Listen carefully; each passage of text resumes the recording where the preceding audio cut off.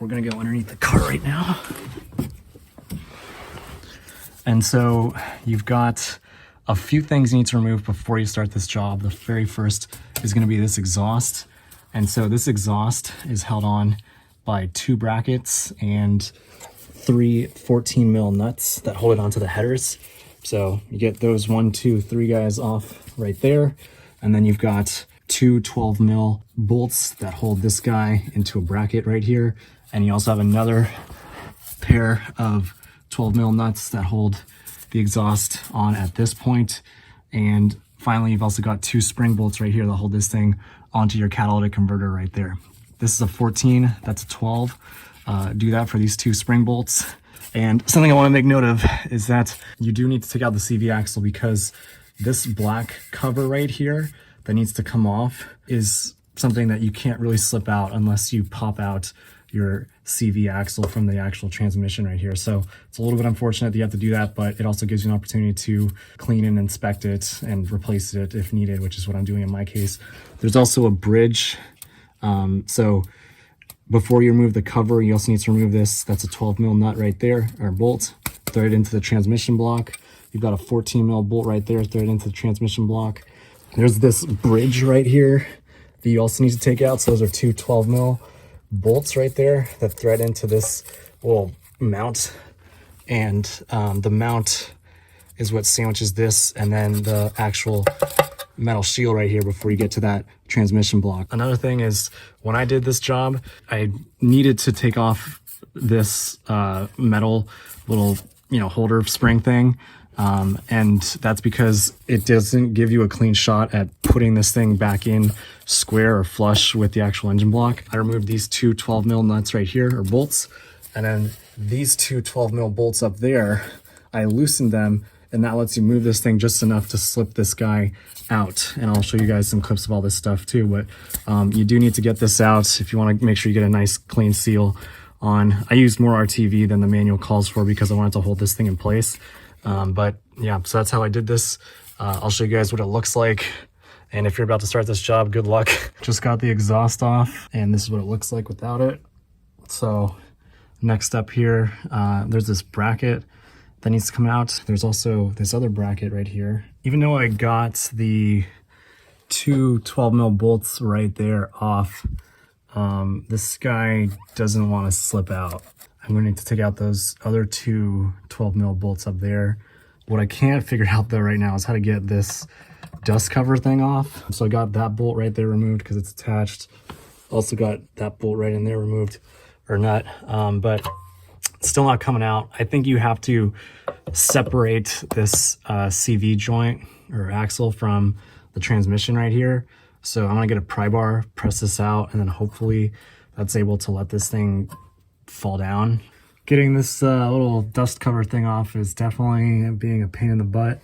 There were an additional 2 12 mil bolts holding on this guy that presses against the actual dust cover right here.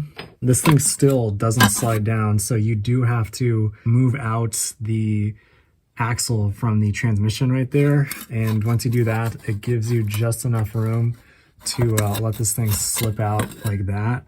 So this dust cover is very hard to work with, but it's out now. And now we can get to the other bolts that hold in this pan. Expect some transmission fluid to leak out like it did for me. We have got all the little nuts and bolts removed, holding this thing in place. So it's stuck in there. This, I don't think, has been replaced within the last 100,000 miles on this car. I am going to use a little flathead screwdriver and pry in those little gaps, and hopefully eventually this thing begins to break free and we can start cleaning some stuff up in here. So the way I finally got this thing to separate is I put a screwdriver right in between that gap, and I just pressed it to the side like that.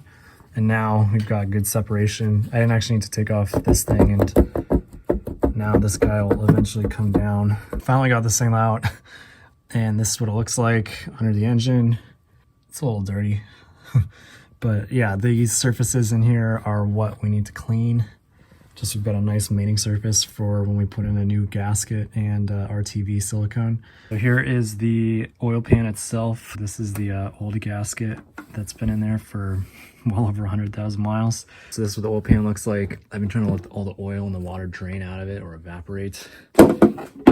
Here is the underside of it. For the most part, I just used like a little scraper to try to get off as much as I could from the old stuff that was on here. And now what I'm going to do is I'm going to take some RTV silicone. I'm going to do what the manual instructs, which is basically put some into there and into there. I'm going to dry off the oil from that spot. Got my new gasket right here, and then we're going to insert this back up underneath the engine on this car.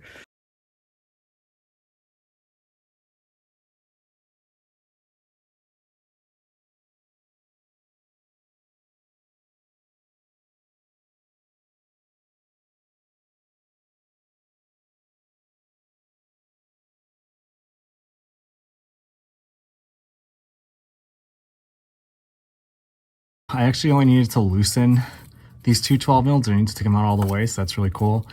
It let me free this guy up enough so I could slip this thing off. And now I have a much cleaner way of getting this oil pan back on. So here's what it looks like now that we've got the pan put back on. Pro tip for when you're putting this back together, this black cover has that guy right there and that guy right there. And so those two nuts need to be left off. So I forgot that, so I'm gonna take those two nuts off and then we can actually get this guy held in place. It's a lot of little pieces, but basically the order in which they go, which I think is super important, is number one, oil pan. Number two, you've got that little shield that goes to cover up the flywheel on this transmission. Number three is this bracket right here. The next guy is this little cross linker thing that goes from either end of this transmission, just like that. And then that's a 14 mil bolt right there. So it goes through this piece, this piece, this piece into the actual transmission. So there's a lot of little pieces. You got to make sure it's in the right order. But once you get all that like that, then you have this flange right here that goes in, and I'm going to bolt this down.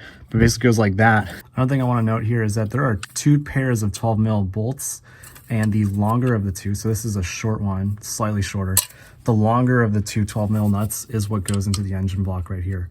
And then the shorter pair of 12 mil nuts is the set that is used for, so this shorter guy is what actually goes into the threads here on the exhaust. I'm intentionally leaving these two 12 mil bolts or nuts loose on this cross member, but that guy's tight, so this guy's loose. I'm also going to loosen up this one. Those are two 12 mils so that we can get a little bit of play, so we can get our exhaust seated in correctly. And the way in which I did this is got the studs through the holes on the flange on this guy, and I've got some 14 mil nuts on there. There's three of them that are just on finger tight. So that guy is in place.